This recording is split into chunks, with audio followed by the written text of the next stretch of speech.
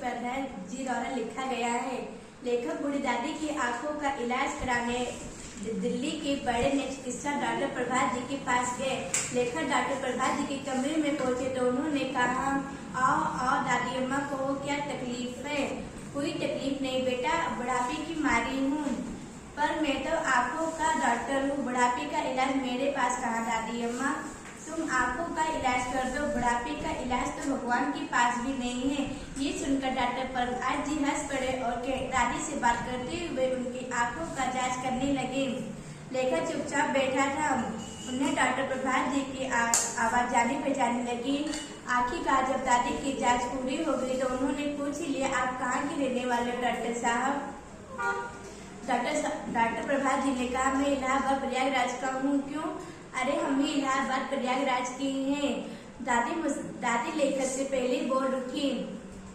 Doctor प्रभात जी ने लेखक की तरफ अचरज बड़ी प्रसन्नता से देखते हुए बोले, क्या तुम बब्बू तो नहीं और तुम मंटू? अरे हाँ भाई, हम मंटू हैं। वाह यार, तुम खूब मिले। शायद हम दूसरी या तीसरी कक्षा में पढ़ते थे, तभी तुम अपने माता पिता के साथ दिल्ली चले आए थे।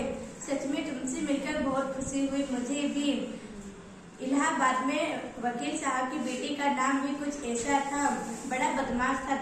डॉक्टर प्रभात जी ने कोई उत्तर नहीं दिया। दादी बाहर आई तो उन्होंने कहा, ये वही वकील साहब का बेटा मंटुआ तो नहीं था? हाँ दादी, ये हमारे साथ पढ़ता था बचपन में। तो मैं इस दृष्टिहीन के साथ अपना आँख नहीं खुलवाऊंगी। पर क्यों दादी, तुझे याद नहीं मोहल्ले की कुटीरी की 3 पिल्लों की आँख में आग का पौधा दूध डाल दिया था? वकील साहब की बेटी मंटू, घर के पीछे कोठी में 3 पिल्ले का जन्म हुआ था। तीनों पिल्ले बड़े ही सुंदर थे। एक दिन लेकर स्कूल से आए तो खाना खाने के बाद वह मंटू के पास गई खेलने के लिए। तो उन्होंने देखा मंटू आग के पेड़ के पौधे के पास बैठा था। उसके घुटने के नीचे पिल्ले के एक कर रहे थे। 2 पिल्ले इधर उधर भटकते हुए कू कर रहे थे। लेकर नजदीक जाकर देखे तो पता चला मंटू आग के पौधे के पास बैठा था। वो पिल्लों के आँख में दूध डाल रहा था। लेखक चिल्लाकर कहेगी, तूने क्या किया बेकूफ? लेखक उसे उन प्यारे प्यारे पिल्लों की आँख को अंधा बना देने के लिए बुरा भला कहा और वकील साहब को बता देने की धमकी दी।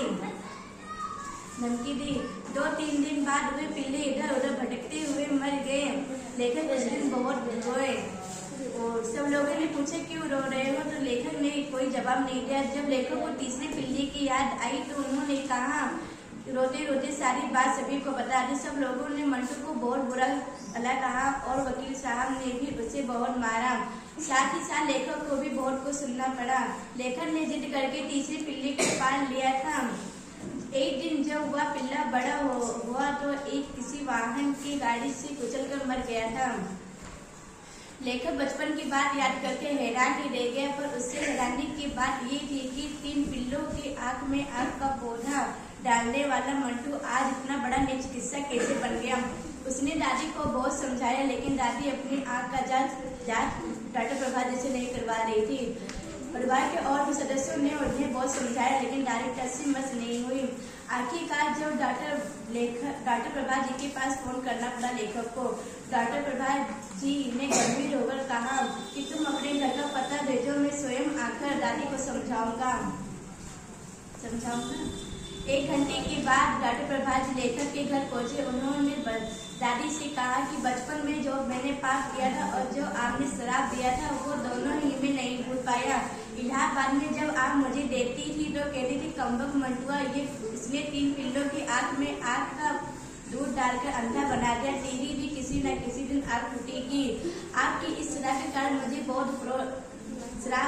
मुझे पाप विरोध हुआ। मैंने फैसला कर लिया था कि मैं बड़ा होकर नई चिकित्सा ही बनूंगा। मेरी आँख किसी न किसी दिन तो जाएगी ही। इससे पहले मैं बहुत से लोगों की आंखों का रोशनी दे जाऊंगा। उन आंखों में से 2 आंखें आपकी भी है दादी अम्मा। ये बात सुनकर दादी के साथ ही साथ हम सबकी आंखों में आंसू आ गए। दादी ने डॉक्टर प्रभात जी को हृदय से लगा लिया और कही, बब्बुआ तेरा बाल सखा आया है, इसका खातिरदारी नहीं करेगा। जब बाजार से मिठाइयाँ लिया और सुन, जो इसने मेरे आंखों के लिए दवाई लिखी थी वो भी लेते आना।